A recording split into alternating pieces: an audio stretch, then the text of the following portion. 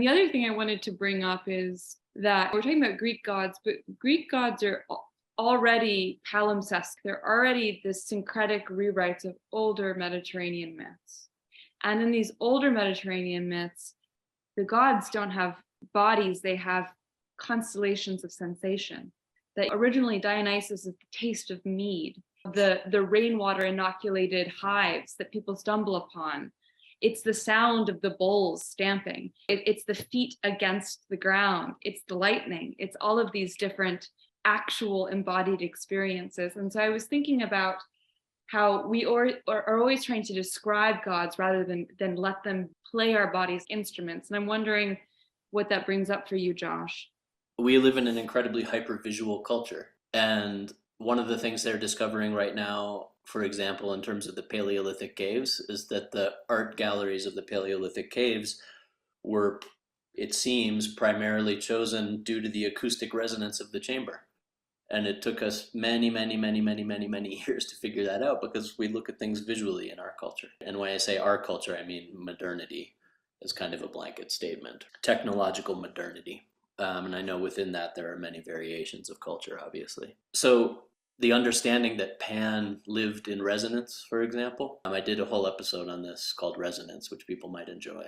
But that the body of Pan was sound, and his love was echo, and Pan is the one who is honored through flutes. Pan is the one who's honored through the rattle. There must always be the rattle when invoking Pan. All of these hints that Pan is sound, that Pan is reverberation, and that reverberation when one's out in the woods and just on the edge of terror, but in that trance rapture that's just on the edge of terror. The body of the god, what is the body of the god Pan? Well, Pan, even the ancient Greeks were making the pun that Pan means all. The body is all. The body of Pan goes from the hoof prints in the mud to the stars up above. And his left horn is the sun, and his right horn is the moon, and his dappled fawn hide is the starry sky. And so Pan is the entire spectrum of felt resonance in the universe.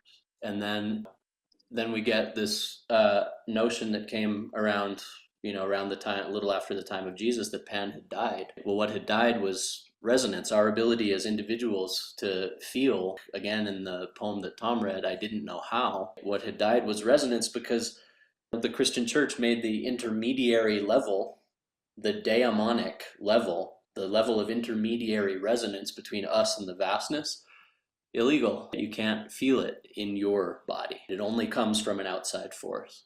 So Pan, the all, the ability for us to resonate with the cosmos around us, is the old gods invite us through their sonic configurations, through their felt resonances, through the rise of hair on the back of the neck. So many of the myths of the shapeshifter have to do with the bristling hair of the neck in trance. Right? The bristling hair, the neck hairs of the lion, the transformation into the lion, all of this was felt in bodies, and the gods are descriptions of things that were felt in bodies.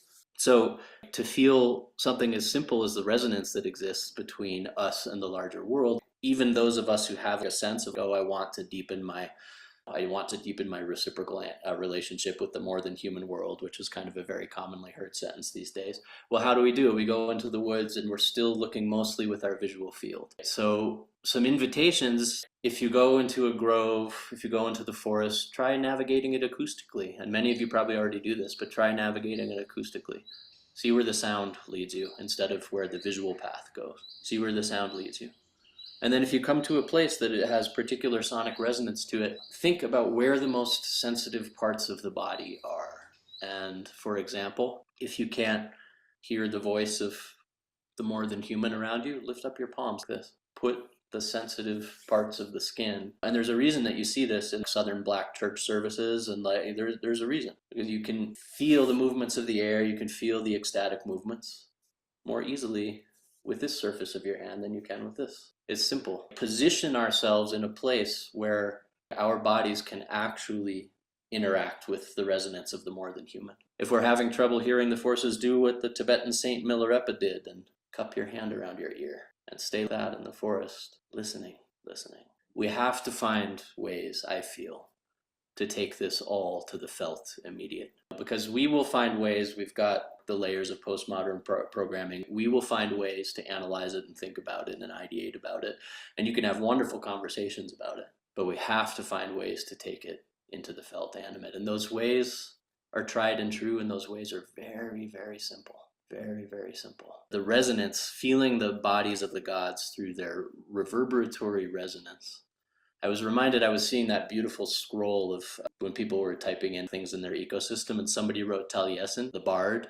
And the story of the birth of Taliesin is one of my favorite stories. It's the best representation on how to become a storyteller. Be other beings. Stir for a year and a day, and then crack, and the cauldron bubbles over, and the shape shifting happens, and all the forms of the goddess chasing after him, and then he's swallowed. We have to be swallowed at a certain point by the great hand of the mother. He's swallowed by the hand of the mother. He condenses himself into a single point, that single point in trance rapture of the devotional poet, and then he's swallowed up, digested in the belly of a hen, and then takes root in the goddess's belly and is born with a shining brow.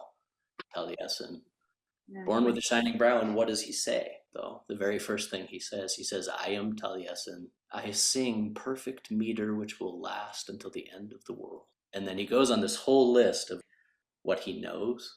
And the first thing he says is, I know why there is an echo in a hollow. It's the very first thing he says, giving us a transmitted glimpse into the heart of what it is to be a bard, an instrument, someone who is in reciprocal relationship with the animate. The very first thing he says is, I know why there is an echo in a hollow. I have studied, to me that is saying I have gone into the reverberatory resonant spaces, and I have sung back. I have heard and I have sung back. I have heard and I have sung back. For many cultures, this is the human role. This is what we're here to do. We're here to listen and sing back, listen and sing back, listen and sing back, over and over and over and over.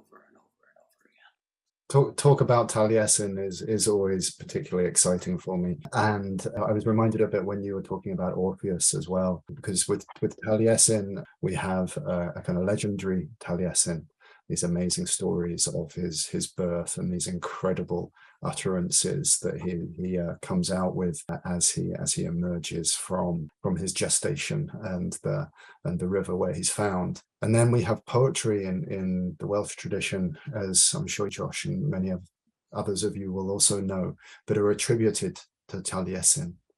And scholars for a long time were trying to figure out which was really Taliesin and which was just stuff that Taliesin was said to have written.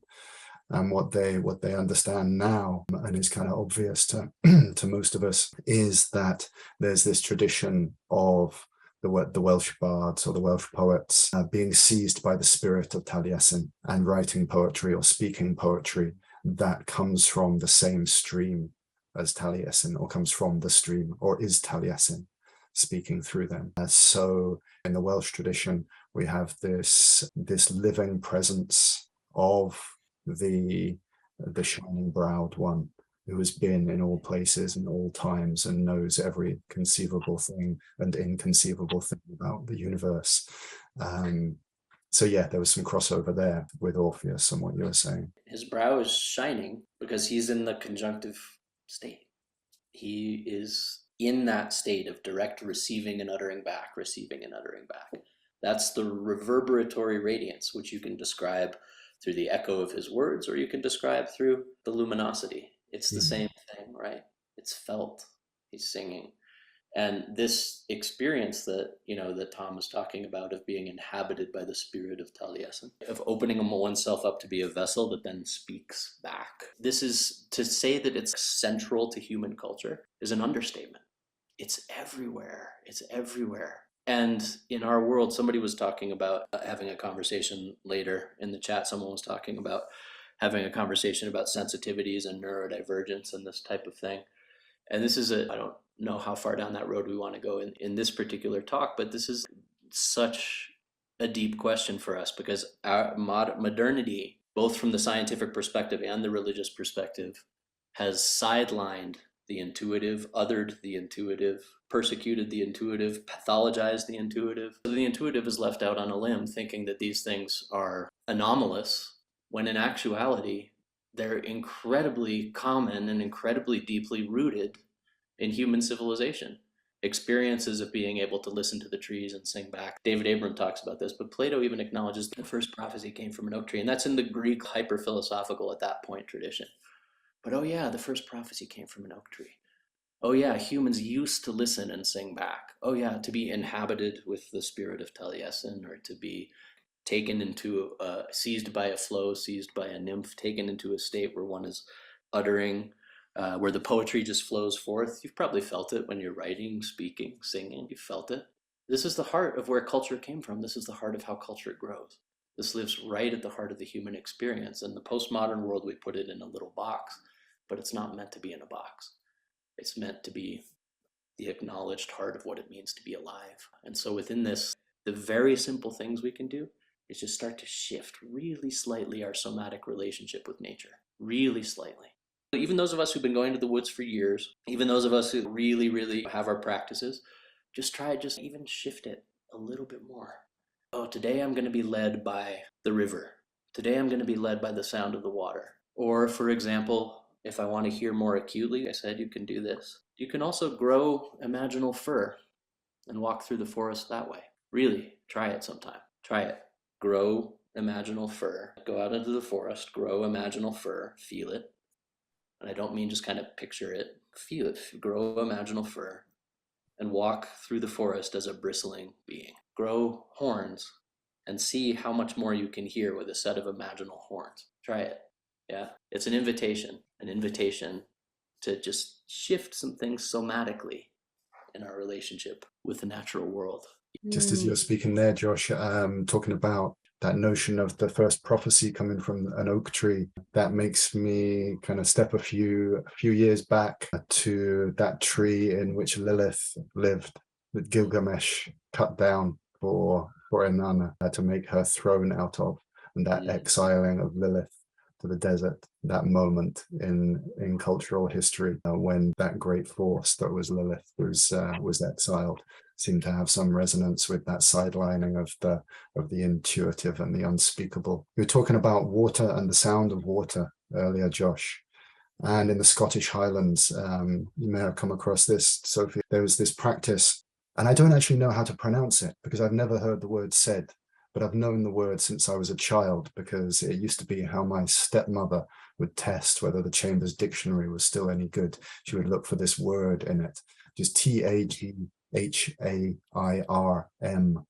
Gaelic word, Scottish Gaelic, and it means to lie in a freshly flayed bullock's hide behind a waterfall for the purposes of seeking inspiration or divination. And actually it was used for a very, very long time in the Scottish Highlands as a way of making contact with a particular spirit that would appear in the form of a huge black cat. So that power of being behind a waterfall in that kind of state, and you can imagine that they might have done that for some time. But in my experience of the wilderness fast, whenever people get too close to a waterfall, more often than not, actually after a day or two, they have to leave it. The voices in the water become just too loud and too insistent, and the babble becomes an incessant stream. So yes, there's power in those voices in the water. They're always there. And and that image of the pouring the water on the stone, if ever there was an image outside of the world of fire that evokes some kind of fundamental alchemy, that relentless movement of water on stone speaks to me certainly very deeply.